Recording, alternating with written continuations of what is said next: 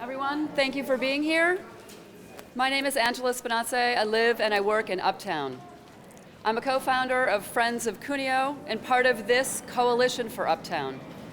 We're here today to voice our opposition to the Montrose-Clarington TIF district and to the proposed use of TIF funds for the destruction of culturally significant buildings that, along with the people who worked in them and the women and children who were cared for there, were assets of our community for over 60 years.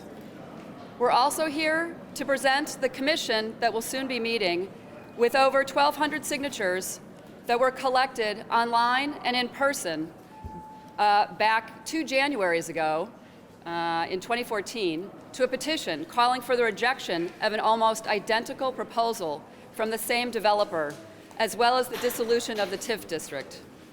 The current proposal calls for $15.8 million in TIF funds, more than the previous proposal, to be allocated for land acquisition. We think that desirable lakefront property does not need a public subsidy. Friends of Cuneo came together as a result of looking to improve our neighborhood through participatory budgeting. As a result of that effort, our first action was to collaborate with Tom Tresser, who presented a TIF illumination for the 46th Ward. I'll turn the microphone over to him now. Thank you, Angela. Good morning. My name is Tom Tresser. I'm an organizer and the lead developer for the TIF Illumination Project. I'm standing here with my Uptown neighbors this afternoon outside the City Hall chambers to demand that Mayor Emanuel's rubber stamp be not used one more time by the Community Development Corporation to rob the taxpayers of Chicago and send millions of dollars of public money into private pockets. There's no reason on earth other than the greed and arrogance to deliver $16 million in public money to JDL Development for a luxury apartment building across the street from Lincoln Park.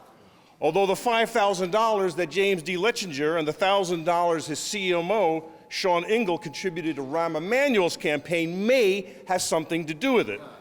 Now, it's especially true here in this time of our city's life that our city requires increased public services. And we know there's a demand decades old for more public housing, more affordable housing, not less, especially in Uptown and all across our great city. So as the lead organizer for the TIF Illumination Project, I can tell you from the combined research of over 100 volunteers, and as a result of over 45 public meetings, that the TIF program is broken, and it should be frozen and reviewed by an independent, and let me say independent auditor, before it gifts one more public dollar into another insider deal. Now, we've seen how TIFs have created a variation on the hated practice of redlining in Chicago, where poor and minority communities have been denied opportunity over credit and prosperity. And now we see TIFs hoarding dollars and in wealthy communities and being used selectively for clout-driven projects of little or no public benefit, such as this one. Now, over $845 million in TIF funds for example, have been showered on public and private projects right here in the Loop, mostly on high-rises owned by millionaires. So this new greenlining has contributed to Chicago's sad legacy of segregation and economic apartheid. I believe that JDL's Montrose-Clarington project should not receive a penny of public subsidy.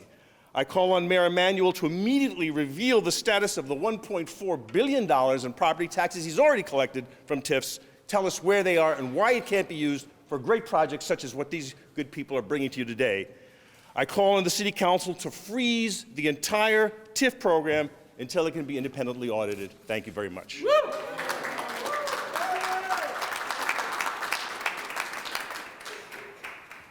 My name is Jesse SHARKEY. I'm the Vice President of the Chicago Teachers Union.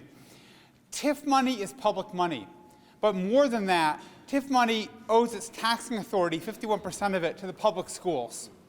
And right now, I come before you in a period of intense crisis for public education in the city, where perhaps as early as the end of this week, the Board of Education is threatening mass layoffs of teachers, clinicians, and other educators in the public schools. Earlier last week, the the Board of Education asked educators to make a cut in their salary and compensation of over $300 million over the course of the next 3 years. The board is literally trying to balance the budget, a broken education budget, on the backs of its educators, at the same time that it showers out tens of millions of dollars to politically connected developers. People have called the TIF funds a slush fund for the mayor. It is. They've called it that for good reason. The political leadership of this city has talked about how it needs a bailout from Springfield. The TIF program is an impediment to any potential solution that would come through Springfield, because as long as the slush fund exists, that the mayor uses for his wealthy and connected developer friends, they will never get a fair hearing in any political body that has to be elected. Because why should any legislator put their career on the line? Well, the mayor refuses to relinquish control of the purse strings of a slush fund, which he uses to his benefit and the benefit of those who fund him. So the Chicago Teachers Union is proud to stand with our community allies, people who call for the just development, the just use of TIF funds. We call for the fair funding of public education and for community priorities for affordable housing and all the things that the city should be funding instead of funding the priorities and enrichment of a few. Thank you.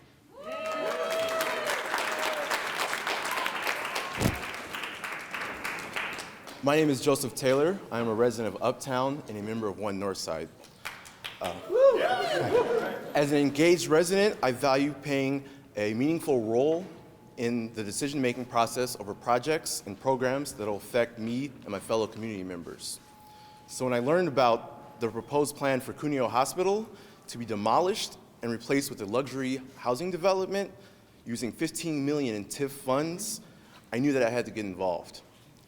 As I learned more about the project, I was shocked to hear that the developer was willing to pay $5.7 million in lieu fees to avoid 20% affordable housing requirements for using TIF funds. Diverse is the most used word to describe Uptown, from multi-generational communities to ethnic palette that rivals any other Chicago neighborhood. Uptown has it all. But the most important area of our unique community is our economic diversity. An excerpt from the 46th Ward Master Plan, created by the Alderman's office in conjunction with community input and feedback, states, each committee said that preserving the diversity of the neighborhood was a high priority and should inform future planning and development decisions in the ward on everything from social services to retail development. By voting for this proposal to go through, they are destroying the diverse community and displacing many of Uptown's residents and destroying the cohesiveness of what our community represents. Thank you.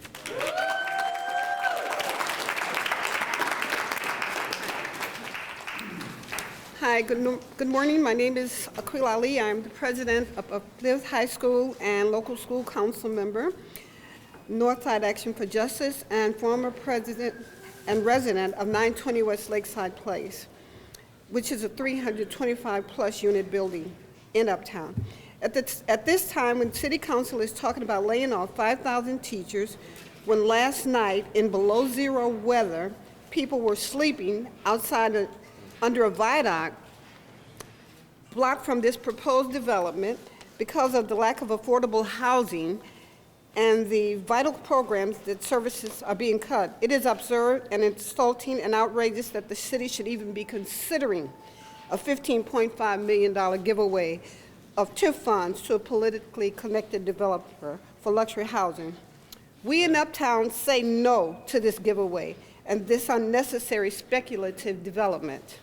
We have already weighed in on this question a number of times, and each time the result has been the same. We do not want and certainly don't need this development and this giveaway for our precious public dollars. In March of 2012, in the TIF referendum that was held in every precinct in Uptown, over 75% of the voters voted yes when shall the City of Chicago return all TIF dollars held in TIF, tax increment financing district, that should have been allocated to the public schools, parks, and the county, to these public bodies, and only permitted to use future TIF revenues to preserve and develop affordable housing, including homeless shelters and transitional housing, living wage, sustainable jobs, and business and youth seniors service programs. This proposal clearly meets none of these conditions. More recently, thousands of people have signed petitions against this project. We have lost close to 1,000 units of affordable housing over the last decade in speculative development. We've lost a school because the city said it did not have the money to keep it open. These have had serious effects on our community and communities across the city. This deal is a real bad deal for Uptown and the city. We demand that this proposal and the giveaway of our tax dollars for luxury housing be rejected. We are committed to stopping this plan and doing what's necessary to protect our community and our families. Thank you.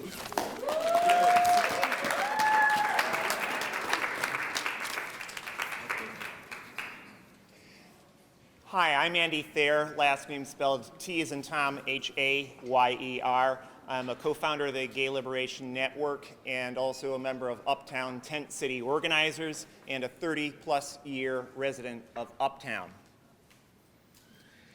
At a time when low-income housing is being wiped out right around the city, more than 1,000 units in Uptown alone, Alderman Kappelman and his wealthy developer allies want to shovel $15 million plus, once again, to his wealthy and politically connected friends in order to build a luxury high-rise right next to Lincoln Park, literally hundreds of yards from where people are freezing underneath the viaducts under Lakeshore Drive. This is an insult.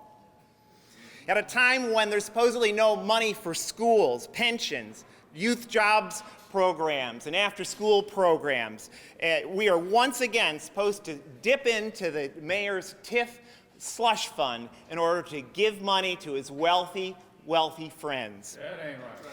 We've seen this before. We've seen this many, many times before.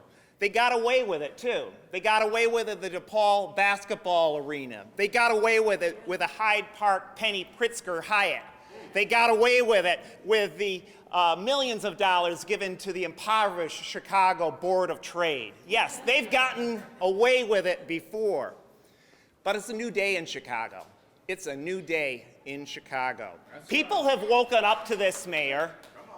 People have woken up to this mayor and seen how he's covered for murder, how his aldermanic buddies have covered for murder. And we've also woken up to the fact that he shovels money, he thieves from our public dollars in order to give to his wealthy friends. And we're not going to have it anymore. We know, more importantly, that we can win. We recently won a Southside Trauma Center. We've stopped, at least for the time being, police sweeps against the homeless in Uptown. We've got a rejuvenated and fighting teachers union. And through marching in the streets of Chicago for days on end, without permits, I might add you, we got rid of a hated police superintendent. So we can win this time. So we live in a city where a mayor has gotten away with murder for the time being.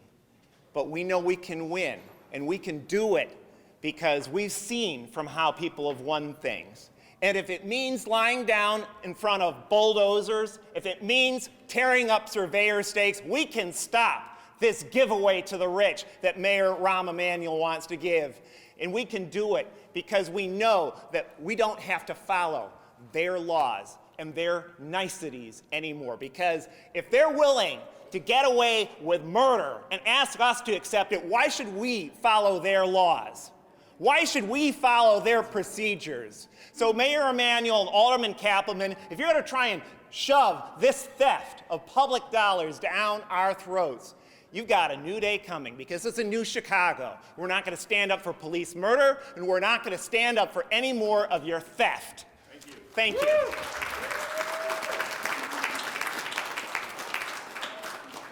We'll open it up for questions now.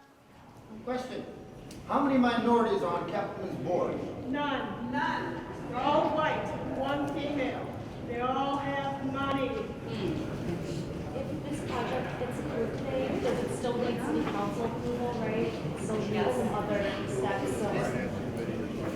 Somebody needs to answer the question. People should go over to the mic. The next step, I mean, hopefully these people will come to their senses and vote no.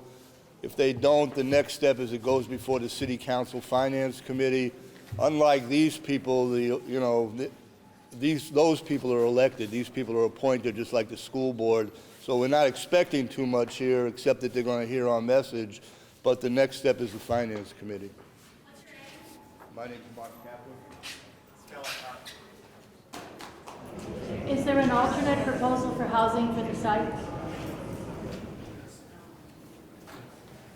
I mean, there are several proposals that different groups of developers are interested in doing there that would include both preserving the housing, the building, some of the building that exists, and affordability.